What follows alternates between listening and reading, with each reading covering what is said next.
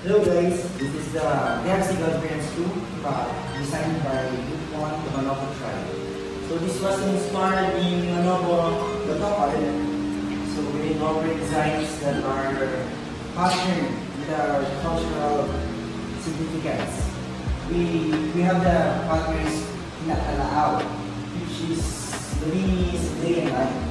Day and night simply incorporate the use of the space, so multi-purpose ko siya, conference room siya, at the same time is classroom siya for the graduates, mga masters. So, nilagyan namin ng significance to the pattern which was to be used day or night. So, we have here inside the standing patterns, nilagyan ng lights sa ceiling crown. We emphasize the design as it extends. Kasi nga, di ba, yung Manobo, naniniwala sila sa animism. So, animism is naniniwala sila sa nature. Yan yung Diyos nila. So, we incorporate the details sa amin. I-extend namin yung ceiling niya to actually make the space more spacious. Kasi nga, sabi ng engineering department, they wanted it to expand the capacity to 20 to 25 capacity. So, sobrang liit ng space. Wala na kami designs for traffic flows. Hindi na kami pwede mag-incorporate ng any furnitures, extra designs, extra landscape sa flooring. So, why not locate kami sa ceiling, diba? So, we put the curves there in the ceiling. It's very seamless if you can see. Pinagawa namin siya sa carpenter namin, master carpenter. Sa design kami, nung gumagawa kami. We have some revisions, but we were able to pull out the design perfectly. So, here we have the built-ins in the front. The built-ins have its 3 finishes. So, yung parang yung integration namin ng department ng engineering, incorporate namin yung tatlong finishes into one buildings. Parang engineering. Madala silang branches, but in this conference room, they were unified as one. So, we have the first finishes in the upper, the EML finish, the door cabinets, the flat latex. So, these are the wood stains. Dito kami installado talaga yung wood stains. Kasi wala pang nakakatry sa amin wood stains. And note that wood stains were used for solid woods. Pero ang gamit namin dito is low quality woods lang. So, it's just like a sandwich plywood. So, pinag-iisipan namin. Yan ang pinaka-last namin finish. Kasi pinag-iisipan namin na mag-work ba from the legal time kung mapapalabas na namin yung pagkawid niya. So, eventually, nakita naman natin yung result. As of now, mukha naman siya wood, maganda din. And it was sealed properly by sanding sealers. So, yung process niya is nagawa na natin. I think we pull it out, we pull the design side. So, as you can see the handles, we have the custom handles. So, gawa yung mga grupo. Namin pala, sorry. Yeah, we have the continuous patterns from the ceiling to these handles, the Kinakalaaw pattern. It was designed by, sabi namin, why not pag-upugupugin natin yung pattern na yan? Kasi, kinang, we are came from the concept kinang, which is with soldering. So, it's like soldering each other while you open and close the handles of the doors. We have the distorted, opaque type mirror. Since bawal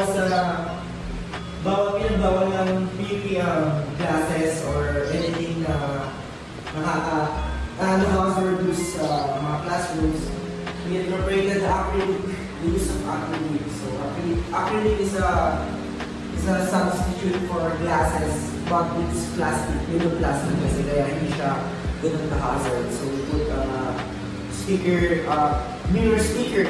Tapos actually, we sandwich it in the door so at least ma-pull out ng design, pull out ng hazards. And And hindi siya, okay ka na pili namin kasi para hindi distracted yung mga gurus dyan sa design stand or cabinets. So we want them to maximize their attention dito sa middle. So we put some lighting here in the middle, in the blackboard. So nakikita nyo dito, this is a sliding whiteboard for lectures and doctors. They can use. We have here the retractable table for doctors and lectures. Pwede kasi ito guys, dito gamit ng space na ito sa thesis defense. So this space is parang dahil first renovation namin. As of lahat kami siguro first time namin. We were happy to roll it out.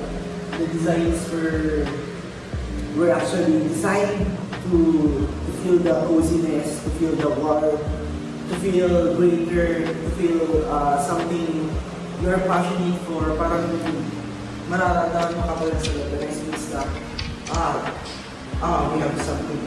We have something to do in this room. Parang we have something in ourselves na parang gusto ilabas natin na, oh my gosh, I'm passionate with this. I need to finish this. Parang naman type. So, we're happy to pull this out as a group. There are ups and downs, but overall, the design was satisfied at the end. Pati yung mga workers namin, they tend to take pictures, videos after the construction, and they were happy then. They were happy, yes. I can vouch that they are happy kasi nung kinabit na namin yung crowd na yan, the very design of this room, they were stunned then. Natigil sila sa construction. And nakatingin lang din sila sa glowing patterns yung design. So, we were able to customize our design na ibigay yung feeling na yun. In just such minimum amount of time, minimum budget that we were from. So, the furnitures here are from the Focularis, so thank you for that. Thank you for the Gender Booth, for sponsors. This chair that I'm using now, this is a Gender Booth features without all share. And the Focularis folding chair and tables are, actually it's a drafting table, but we use it for the mock design, set design na siya, so pinarala siya assembly. We have a table runners, we take it for Alidanica's father who was teaching. Very happy lang yan, pero we were able to provide something na kakaroon ng table runners na we have the batteries that naman ako. So basically, this room was enhanced. Yes. I think it's enhanced. Nilabas namin yung pwede nilabas ng space na given. Parang nabigaan namin yung room as it is. Pinalawak namin kahit na nandun ng buildings. We have some concerns, yung fuse, pinakpan namin. Yung aircon, at the end of the time, nagawa din naman. We have the custom designs of the e-fans. You can see, hand-painted yan. So, nilabas namin kami KTS namin. The handles, 3 finishes din yan. Same ng finishes ng buildings. Yan ang mixings ko lang. So, ito, wood stains. We have the enamel, the flat lattice. Nag-struggle din kami sa lattice kasi lattice is for stones, right? So, ginamit namin siya sa wood. And eventually, napulot naman namin siya. Medyo wala ng process na pag-enamel ng lattice. So, I think that's all it is. Yung medium namin sa overhead, tapos nakahapon yung defense namin, and our teacher, our jury, they're happy naman with the design, and I think we're all satisfied with this. Lahat kami nasa group, we're kami nasa group, and the strength of this design was the bond, which is from the Hinang concept, which is soldering the bands, diba? Societal bands. So we think that's the strength of our design. the bond that we able to do out, yung bond namin as a group, yung bond na sa design, sa bond sa pag-serve dito sa workers.